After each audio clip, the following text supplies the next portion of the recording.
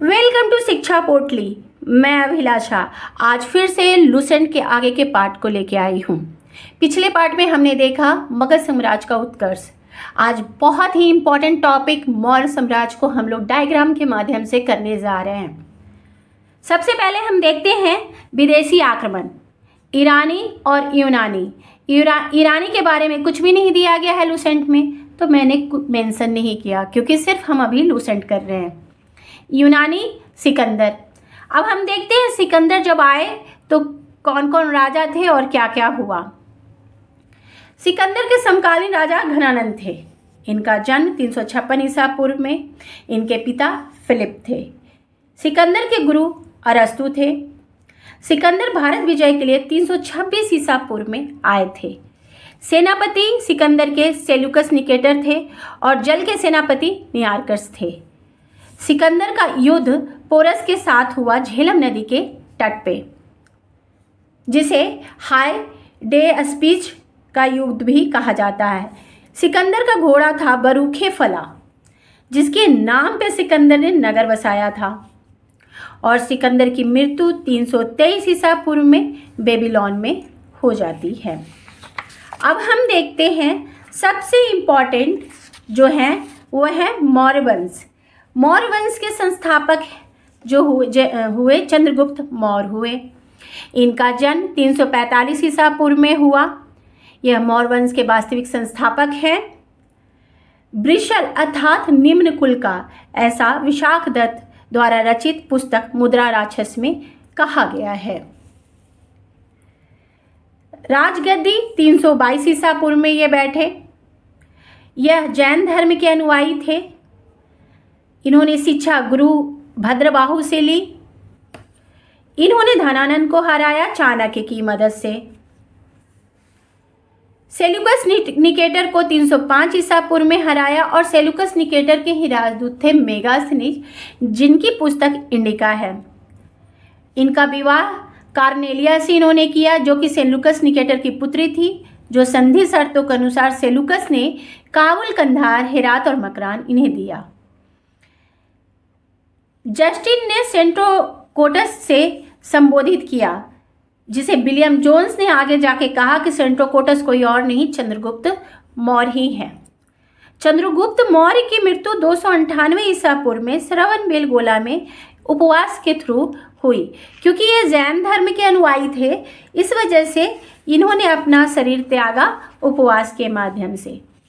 अब हम देखते हैं सब चंद्रगुप्त मौर्य के उत्तराधिकारी, जिसमें बिंदुसार 298 ईसा पूर्व में गद्दी पे बैठे। इनका अन्य नाम अमित्रघात अर्थात शत्रु विनाशक था।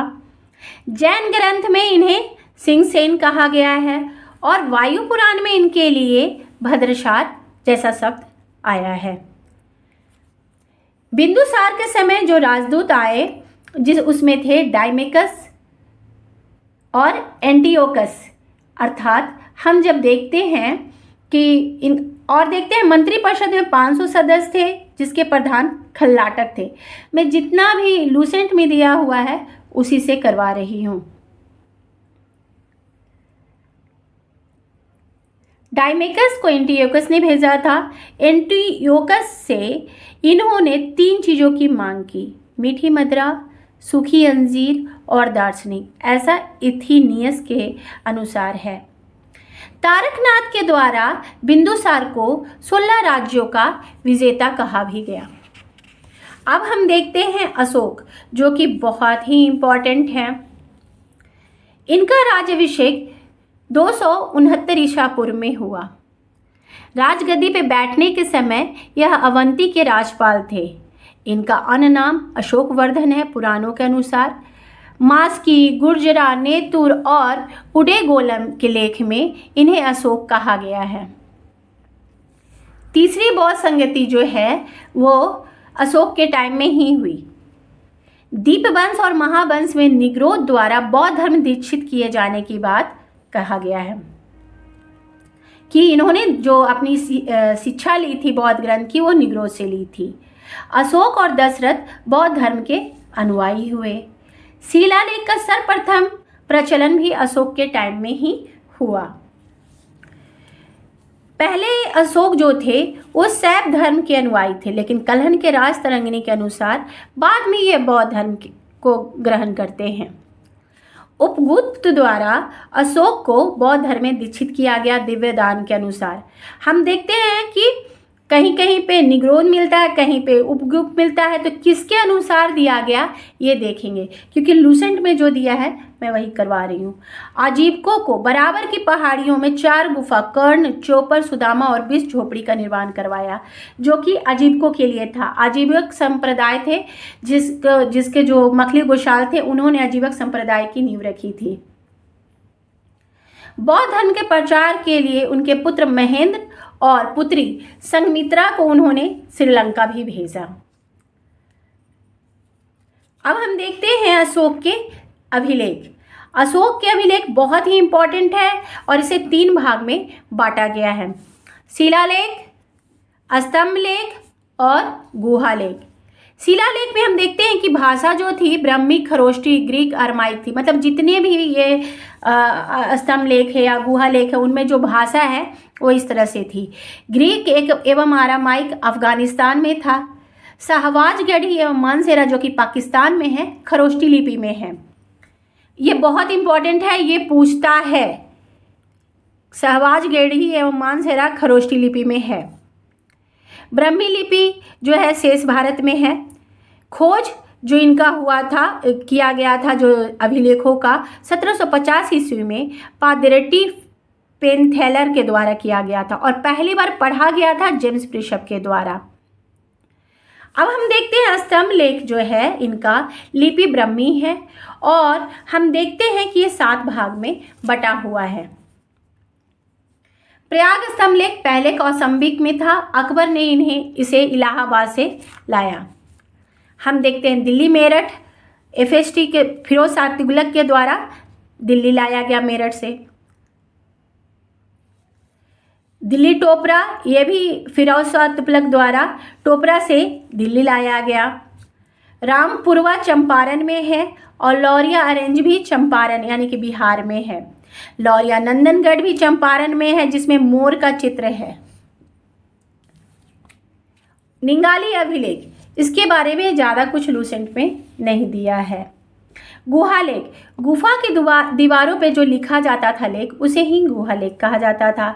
बिहार के गया जिले में स्थित बराबर गुफा में मिला है जिसमें लिपि जो है प्राकृत एवं ब्राह्मी है।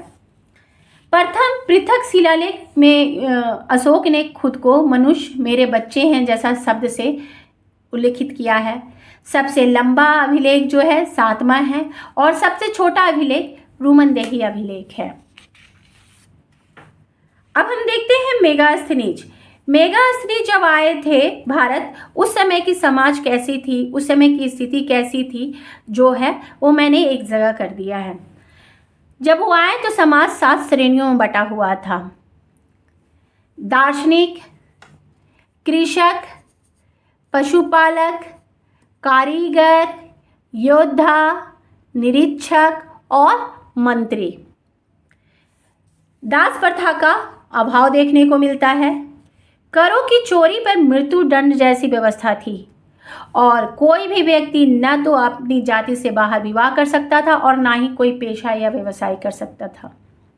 नगर प्रशासन 30 सदस्य वाली थी और 6 समितियों द्वारा था। प्रत्येक समिति में 5 सदस्य थे। प्रशासन सबसे ऊपर मंत्री परिषद था जो कि सम्राट की सहायता के लिए होता था। संख्या 12, 16 और 20 के रूप में होता था। महामात्र शीर्ष के अधिकारी थे। प्रांत का विभाजन जो है वो विषय में होता है और उसके प्रमुख को विषयपति कहते हैं। छोटी इकाई ग्राम थी जिसके प्रमुख ग्रामिक कहते थे।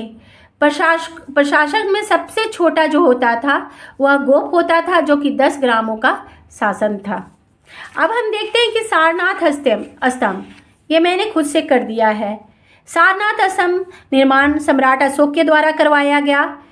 इस स्तंभ के शीर्ष भाग को सिंह चतुर्मुख कहते हैं। भारत सरकार ने अपने प्रतीक चिन्ह के रूप में भी इसे स्वीकारा है। स्तंभ के शीर्ष पर सिंह की आकृति शक्ति का प्रतीक है। इस तरह से हमने मौर्य साम्राज्य को देखा। धन्यवाद।